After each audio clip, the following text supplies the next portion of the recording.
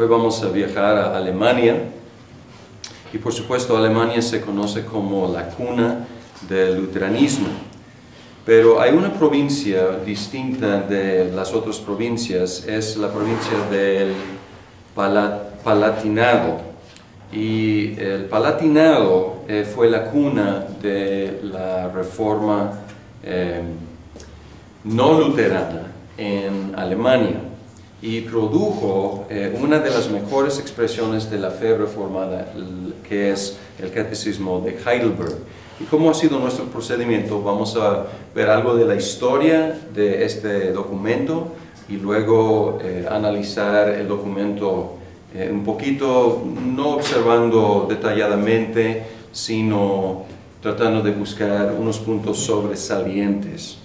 En el Palatinado vivió uno de los electores del emperador, y el sistema era que en nombre del pueblo alemán los electores elegían al nuevo emperador. Entonces uno de los electores estaba viviendo ahí en el Palatinado, Federico II, y él introdujo ideas reformadoras ahí en su provincia. Fue invitado Felipe Melanchthon,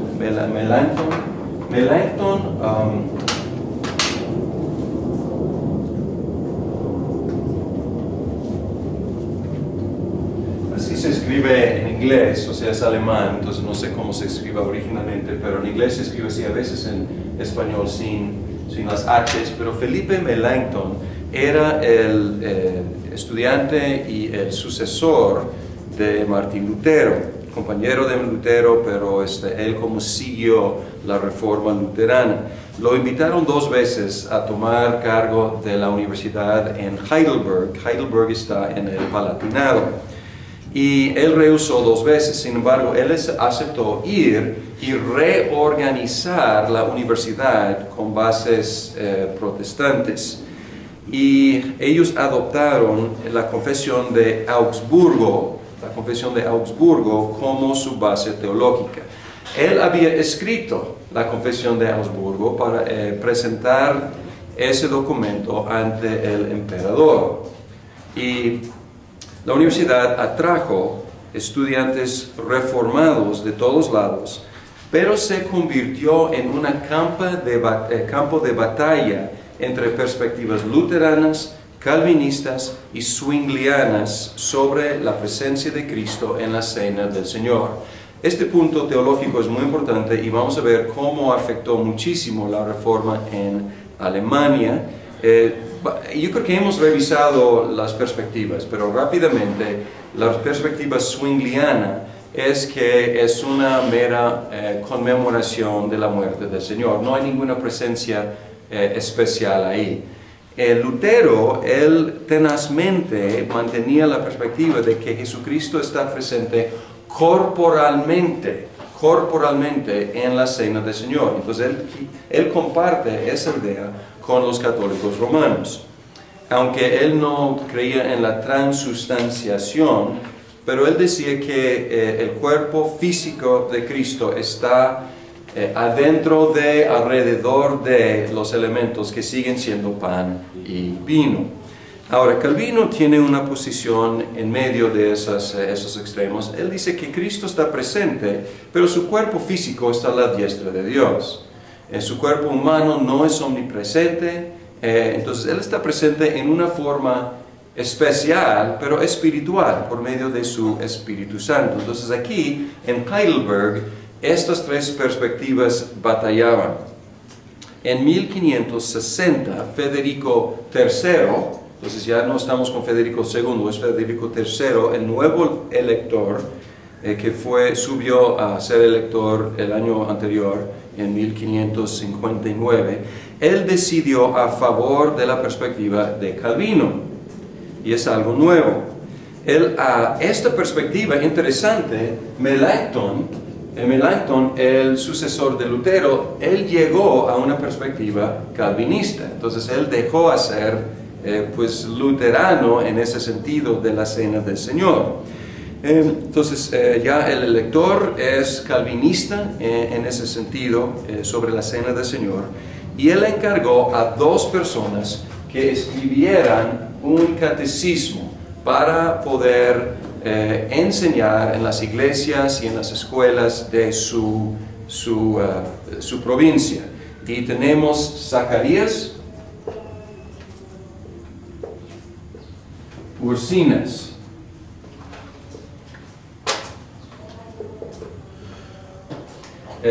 Uno de ellos y el principal escritor, y luego Caspar, o a lo mejor Gaspar si quieren, pero así sale en inglés por lo menos, Caspar, y este segundo nombre es un poco difícil, Olevianos.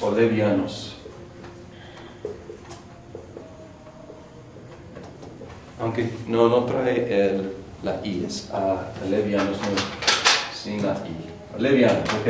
Estos 2 jóvenes teólogos habían estudiado en diferentes partes de Europa, habían sufrido por su fe reformada, y él los invitó. Él depuso a 2 de los profesores anteriores que habían peleado entre sí, un luterano y un calvinista, los depuso, y él contrató con estos 2 jóvenes para preparar un catecismo. Ursinas, el principal escritor, fue el más erudito de los 2, y Olevianos el más elocuente. Entonces ellos combinaron estos esfuerzos o estos dones que tenían para producir un documento que combinó lo mejor de los 2. Y cualquiera no podría, o sea, solo no podría haber escrito algo tan fino, algo tan preciso teológicamente y algo tan ameno en cuanto a su literatura. Fue aprobado en 1562 por un sínodo de ministros y publicado en 1563, un año después, para el uso de las iglesias y las escuelas en la educación cristiana. Entonces, desde el principio, pues el catecismo, de hecho, por naturaleza, es un formato didáctico, y fue el propósito. En 1563, Federico mandó que incluyeran la pregunta número 80, vamos a analizar 80 al rato, para contestar el Concilio de Trento, que había concluido ese mismo año, en diciembre. Fue traducido en todos los idiomas europeos y hasta en algunos asiáticos. Fue dividido en 52 semanas para facilitar su uso durante el año. Eso es como unos, no saben exactamente cuándo pasó eso, pero unos como 3 años después empezó a aparecer con divisiones entre semanas. Se convirtió en el catecismo oficial de la Iglesia Reformada Alemana, pero ha ganado más fama por su adopción por las iglesias reformadas en Holanda. Y aunque es un documento alemán, estos 2 jóvenes fueron alemanes, su fama y su uso más notorio es entre los reformados. La iglesia reformada hasta la fecha los ministros tienen que suscribir a 3 credos, el credo de los apóstoles, el niceno constantinopolitano, el de Atanasio, y luego 3 documentos que son la confesión belga, el catecismo de Heidelberg y los cánones de Dort, los cuales vamos a considerar en 8 días. Entonces, hasta la fecha es el corazón de los documentos oficiales, constitucionales de las iglesias reformadas holandeses. Federico, vamos a regresar con Federico III, porque él tuvo problemas. Él fue el primer príncipe reformado. Ahora, tenemos que distinguir ahora entre luterano y reformado. Y si hablamos de la reforma protestante, abarca todos los movimientos, incluyendo el luteranismo y también calvinismo, zwinglianismo, etc. Cuando hablamos en distinción entre los luteranos y los reformados, estamos pues hablando de Lutero y sus seguidores, y luego estamos hablando de Zwinglio y Calvino y sus seguidores por el otro lado. Entonces, cuando hablamos del primer príncipe reformado, no fue el primer príncipe reformador, porque hubo otros príncipes luteranos, pero él fue el primer príncipe con ideas como más zwinglianas, más calvinistas. Y hubo un problema, porque solamente eran reconocidos el catolicismo romano y el luteranismo en la tierra alemana.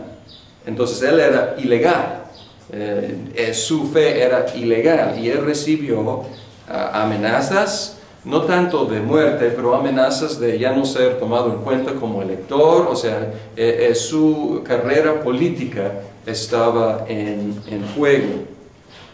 Y cuando publicaron el catecismo, fue atacado por los luteranos por ser demasiado zwingliano, demasiado calvinista, y también por los católicos porque rechaza la misa y la transustanciación. En 1566, Federico defendió su fe en la Dieta. La Dieta es como el Congreso del Imperio, la Dieta de Augsburgo, delante del emperador y delante de sus compañeros, sus colegas y los funcionarios. Y lo hizo tan efectivamente que hasta sus oponentes quedaron impresionados por su fe y su valentía. Y concluyeron algunos de los luteranos diciendo, pues este señor tiene más piedad y más fe que todos nosotros, ¿por qué estamos molestándolo?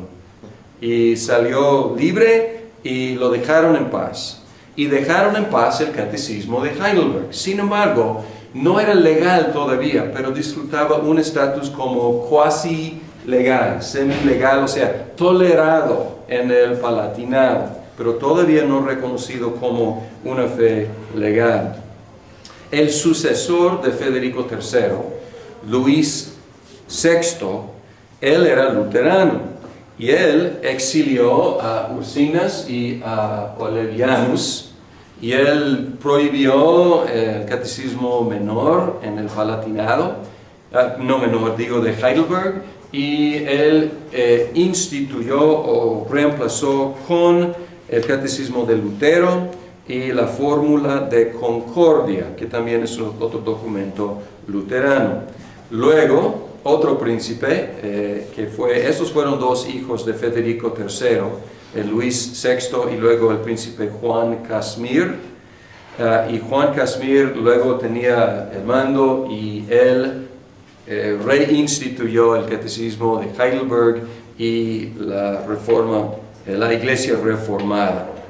Bien, luego hubo una guerra después, en 1618 a 1648.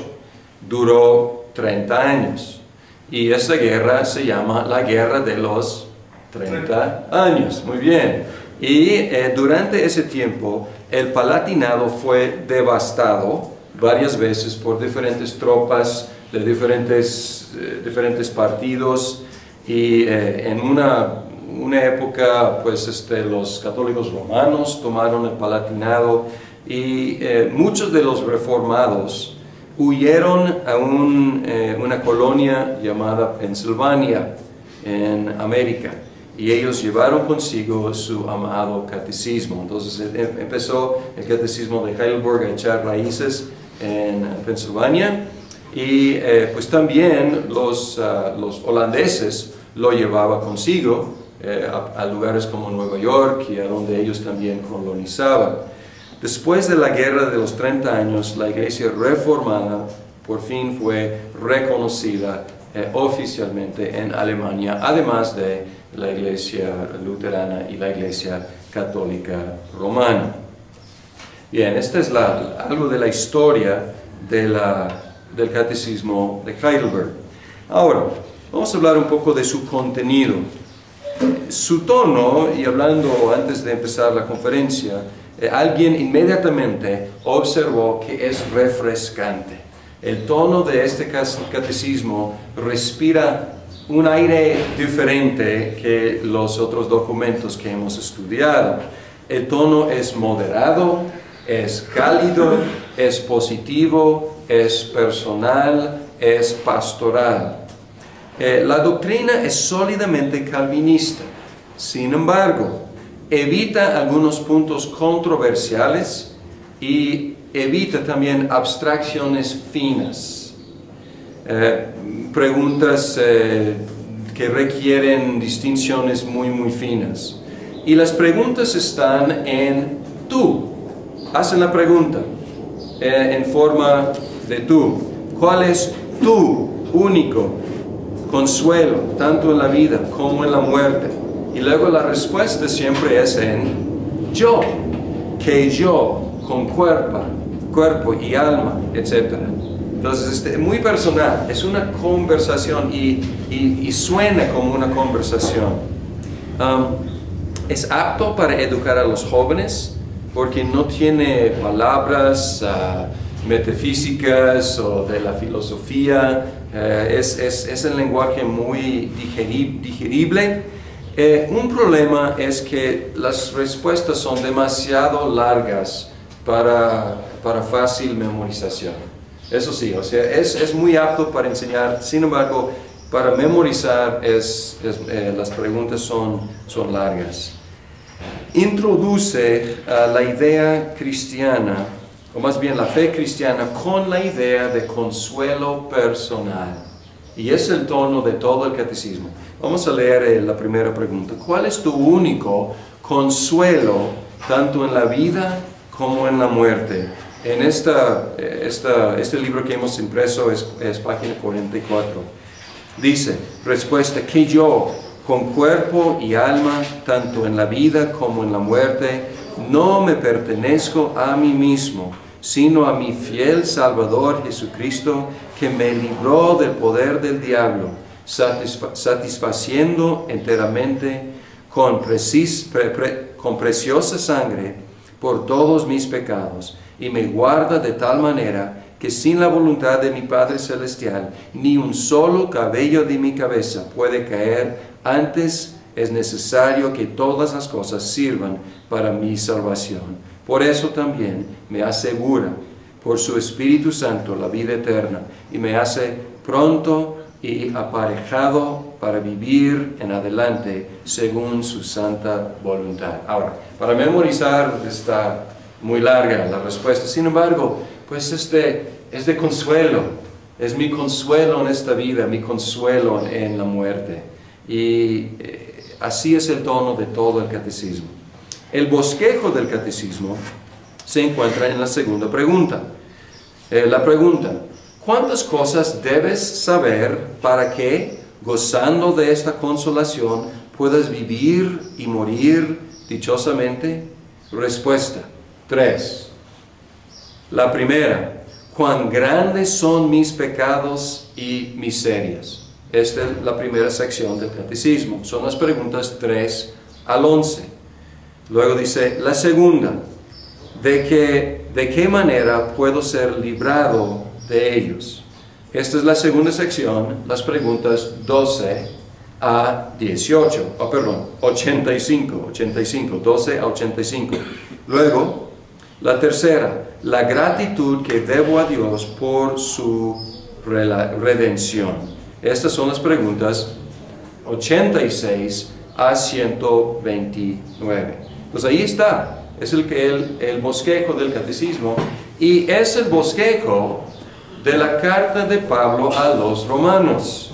Piensen en Romanos, empieza con el pecado y la miseria, luego la redención por Cristo y luego la vida cristiana. Entonces el bosquejo es muy bíblico, sigue la exposición de Pablo en Romanos. Algunos puntos que observar, y vamos a, esto no es exhaustivo,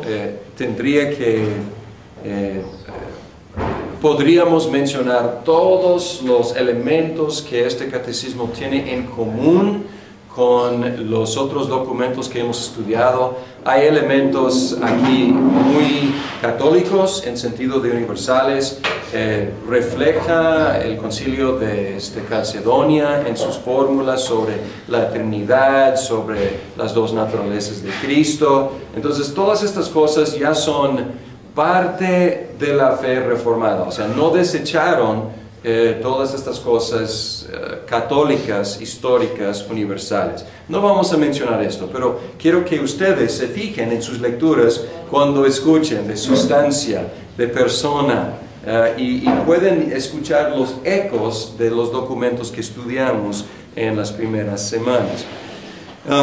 Lo que voy a hacer es tratar de mencionar los puntos que son peculiares, o sea, son especiales para este documento que lo distingue.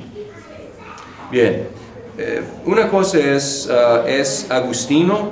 Esto no es ninguna novedad.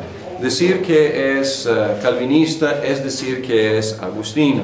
Decir que es zwingliano es decir que es agustino. Decir que es luterano es decir que es agustino. Entonces, esto no es novedad. Sin embargo, pueden ver muy patentemente en la pregunta número 10, página 45, aquí habla del pecado original y luego habla de aquellos que cometemos ahora. Entonces, esta es una distinción pues muy agustina entre pecado original y pecado actual. Una cosa que hace en la pregunta 21, y vamos a ver que no todos los reformadores tomaban esa postura, y hasta la fecha hay preguntas sobre este asunto. La verdadera fe, la pregunta 21, dice, ¿qué es la verdadera fe?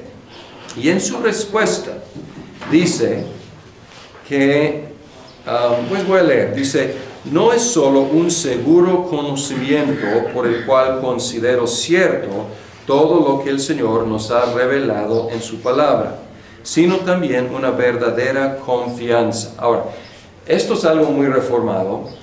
Hay tres aspectos de la fe. Hay conocimiento, hay asentimiento y hay confianza. Y estos tres se encuentran aquí. No solo un conocimiento, sino también considero cierto, o sea, asentimiento de mi parte. Y el tercer aspecto es la confianza, una verdadera confianza. Entonces, confianza, fiducia en latín, y esto es como, a lo mejor no suena como nada polémico, pero era polémico en su tiempo, porque en la Iglesia Católica Romana existía una idea de fe implícita. Fe implícita. Fe implícita significa que yo estoy de acuerdo con lo que la Iglesia enseña, aunque yo no sé o yo no sepa qué enseña la Iglesia, estoy de acuerdo. Entonces la fe en este tipo de fe implícita es simplemente asentimiento.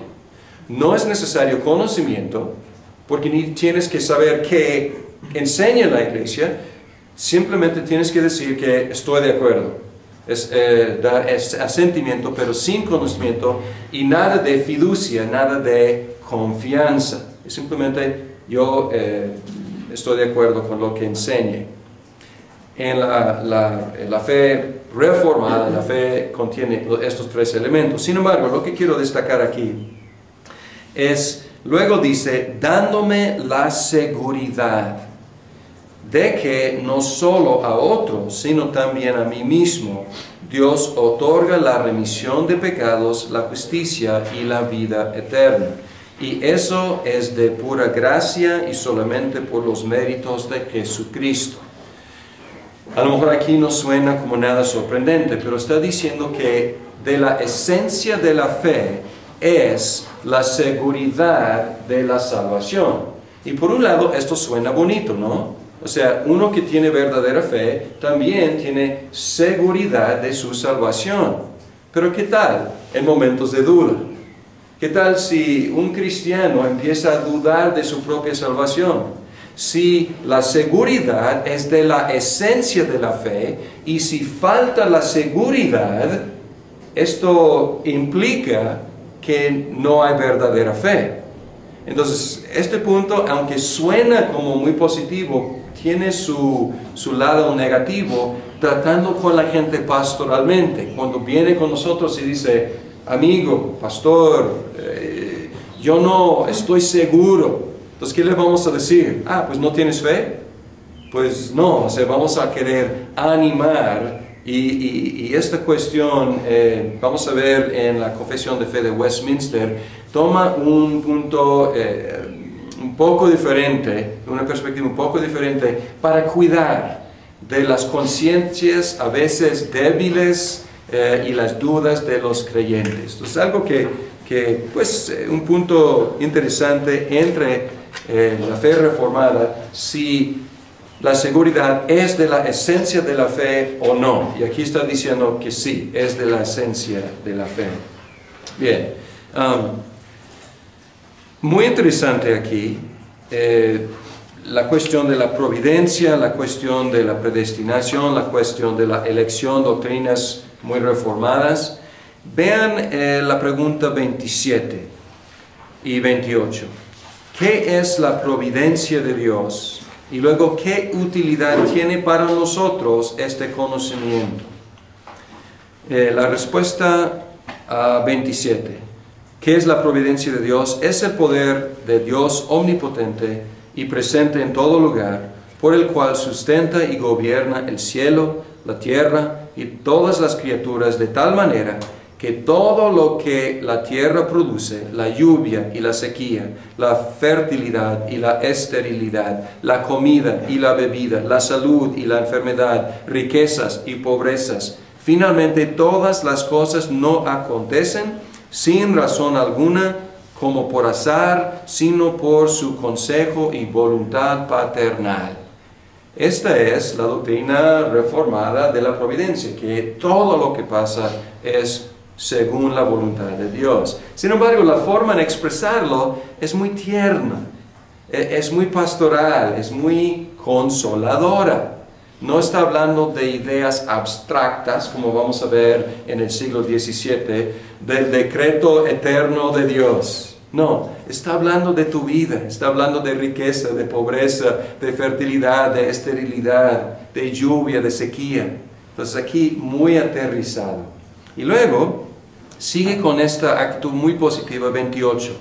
¿Qué utilidad tiene para nosotros? Y dice que en toda adversidad tengamos paciencia y en la prosperidad seamos agradecidos y tengamos puesta en el futuro toda nuestra esperanza en Dios, nuestro Padre fidelísimo, sabiendo con certeza que no hay cosa que nos puede apartar de su amor, pues todas sus criaturas están sujetas a su poder de tal manera que no pueden hacer nada sin su voluntad.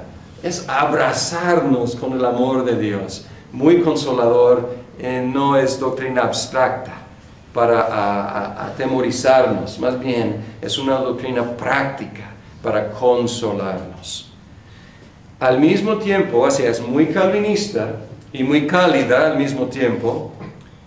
No menciona el catecismo de Heidelberg la elección o la predestinación.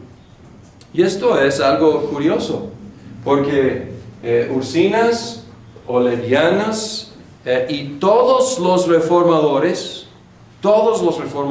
creían firmemente en la elección y en la predestinación, pero no está aquí, no aparece en este documento. Algunos dicen que hay sugerencias, hay pistas, pero la verdad no expone estas doctrinas. Sin embargo, la doctrina de la elección y la predestinación es una parte de la providencia. Si nada sucede sin la voluntad de Dios, entonces obviamente mi salvación no sucede sin la voluntad de Dios. Entonces está implícito aquí, pero no está expuesta aquí. En la pregunta 44, aquí da una interpretación a lo que es el descenso al infierno. Pregunta, y aquí está analizando renglón por renglón el credo de los apóstoles, y pregunta 44, ¿por qué se añade descendió a los infiernos? Y la respuesta: para que en mis extremados dolores y grandísimas tentaciones me asegure y me se sostenga con este consuelo, otra vez, consuelo, de que mi Señor Jesucristo, por medio de las inexplicables angustias, tormentos, espantos y turbaciones infernales de su alma, en los cuales fue sumido en toda su pasión, pero especialmente clavado en la cruz, me ha librado de las ansias y tormentos del infierno. Entonces, es una explicación que nos permite declarar: descendió a los infiernos. Ya hemos cuestionado si es una interpretación posible en el contexto original del credo de los apóstoles. Sin embargo, es la interpretación que este catecismo está dándole, y es una interpretación muy común entre los reformados. Pregunta 61.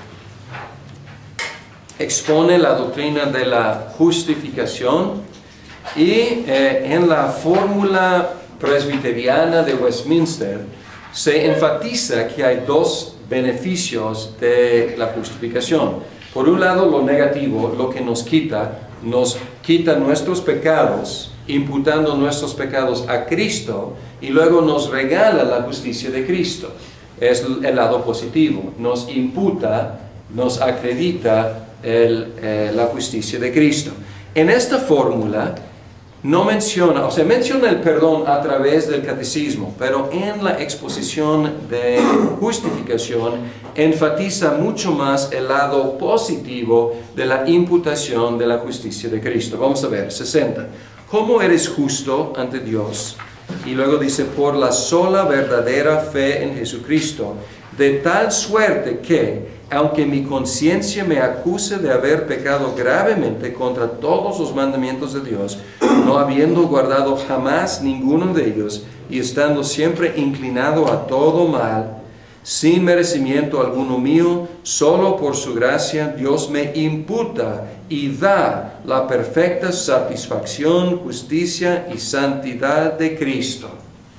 Como si no hubiera yo tenido y cometido algún pecado, antes bien como si yo mismo hubiera cumplido aquella obediencia que Cristo cumplió por mí, con tal que yo abrace estas gracias y beneficios con verdadera fe. Entonces, menciona implícitamente el perdón, como si no hubiera pecado, pero enfatiza más bien como yo hubiera obedecido siempre como Cristo obedeció. Porque Él me traspasa, me imputa su justicia, su obediencia, su satisfacción. Entonces aquí enfatiza el lado positivo de la imputación de la justicia de Cristo. Explícitamente, pregunta 74,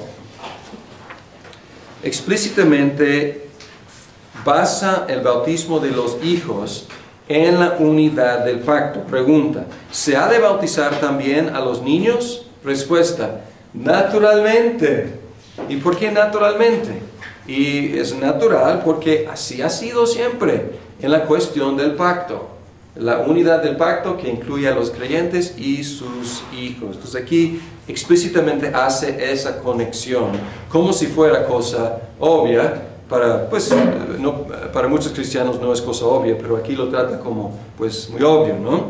Naturalmente. Si entendemos cómo es el pacto, es una conclusión natural.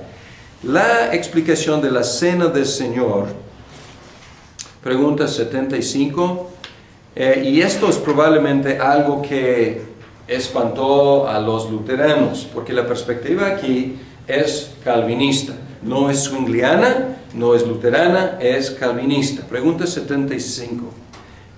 Dice: ¿cómo te asegura y confirma la Santa Cena que eres hecho partícipe de aquel único sacrificio de Cristo, ofrecido en la cruz, y de todos sus bienes? Y hay una primera parte, dice: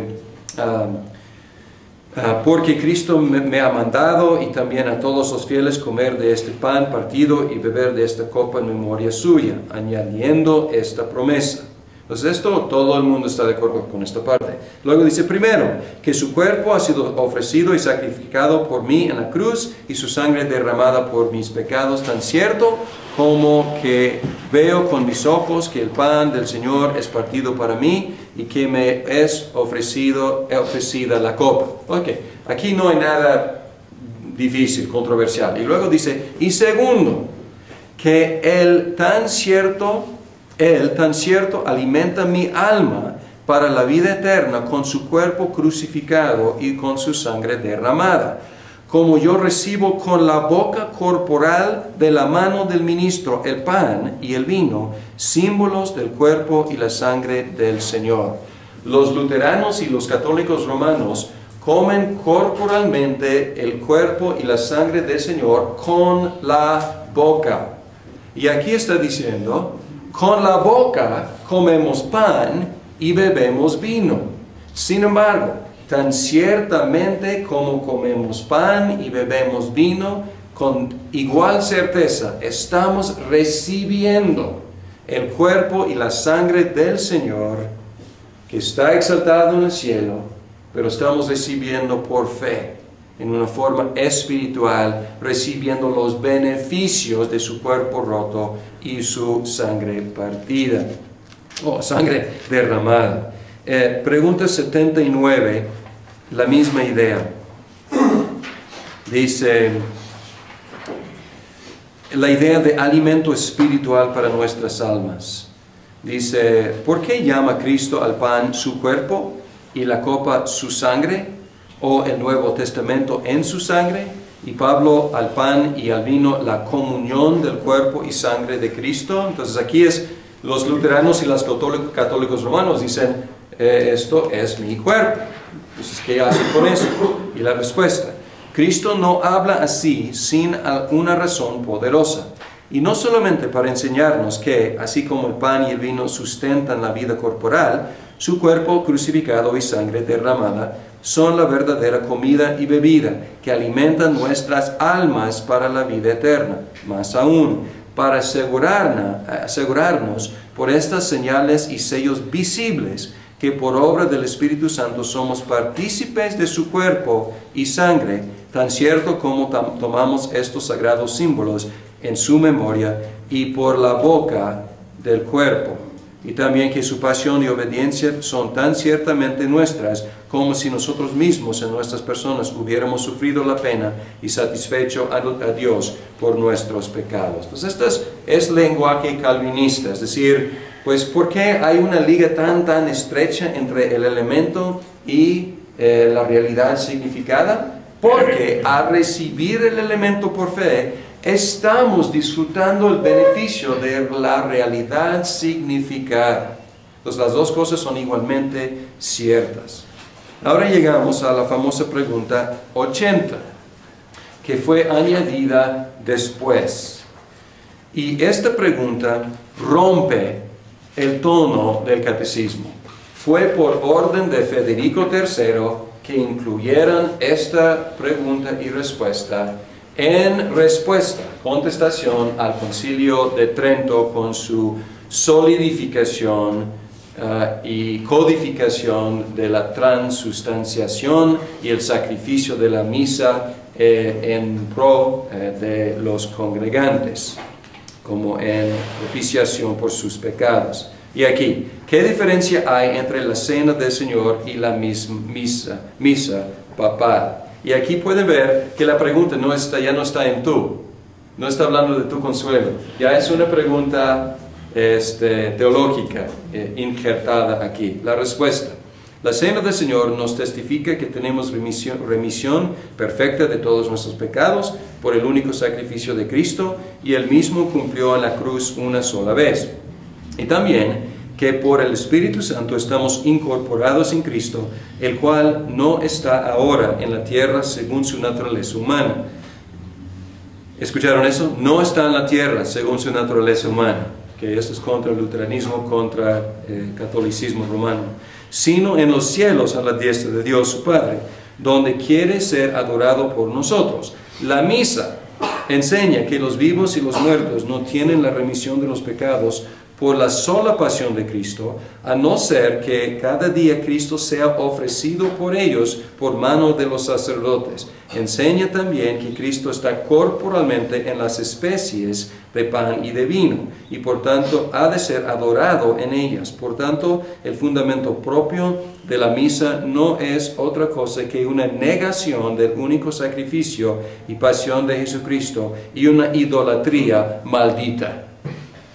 Ahora, este tipo de lenguaje hemos encontrado, ¿no es cierto? Y vamos a encontrar en otros documentos, pero como no queda aquí en este documento. Hemos encontrado este tipo de lenguaje, digamos, en la belga o escocesa, vamos a ver en la helvética o en Westminster, pero aquí como no queda, y ve que es un parche del príncipe, del elector que él quería contestar a los luteranos y pues más aún a los católicos romanos. Lástima, como rompió con el tono. 83. No habla, hemos visto que muchos de los documentos hablan de las marcas de la iglesia, las 3 marcas, la predicación, los sacramentos y la disciplina. No habla de marcas, pero hace la pregunta, ¿qué son las llaves del reino de los cielos? Y en lugar de hablar de las marcas de la verdadera iglesia, habla del uso de las llaves del reino.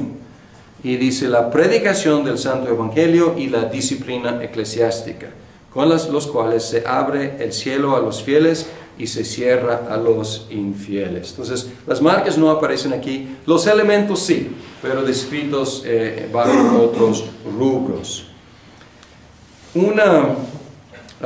Llegamos a la pregunta 86 y estamos entrando en la tercera parte, la gratitud, la vida cristiana. Entonces, primera parte, nuestros pecados. Segunda parte, la redención. Tercera parte, la vida cristiana, la gratitud. Y aquí quiero que vean la liga, la conexión, el puente que hace entre la sección segunda y la tercera. Dice, pregunta, si somos liberados por Cristo de todos nuestros pecados y miserias, sin merecimiento alguno de nuestra parte, sino solo por la misericordia de Dios, ¿por qué hemos de hacer buenas obras? Y la respuesta, porque después de que Cristo nos ha redimido con su sangre, nos renueva también con su Espíritu Santo a su imagen, a fin de que en toda nuestra vida nos mostremos agradecidos a Dios por tantos beneficios y que Él sea glorificado por nosotros. Además de esto, para que cada uno de nosotros sea asegurado de su fe por los frutos, y finalmente, para que también por la piedad e integridad de nuestra vida ganemos a nuestro prójimo para Cristo. Entonces, muy completa la respuesta. Más bien, hemos sido cambiados, por supuesto vamos a hacer buenas obras, estamos agradecidos, vamos a hacer buenas obras, queremos glorificar a Dios por medio de las buenas obras. Además, queremos estar asegurados de nuestra propia fe y la única forma es ver buenas obras en nosotros como fruto de fe y por fin para ganar a Cristo a los demás. Quiero que observen aquí una cosa que incluye la gratitud y la gloria de Dios como motivaciones gemelas. Recientemente, un autor que respeto mucho, John Piper, él ha tratado de descartar la cuestión de la gratitud, y él dice que si lo haces por gratitud, estás haciéndolo como deudor, y esto no glorifica a Dios. Debes hacerlo por gozo. Y tiene un punto muy importante, la cuestión de gozo, que vamos a encontrar en la Confesión de Westminster. Sin embargo, yo no estoy de acuerdo con contraponer gratitud y la gloria de Dios. Y ha tenido un impacto muy importante y es uno de mis favoritos escritos modernos. Sin embargo, creo que ha fallado en quitar esta cuestión de la gratitud como parte de la motivación para la vida cristiana. Bien, Unos puntos más, unos cuantos puntos más. Vamos a ver pregunta número 96.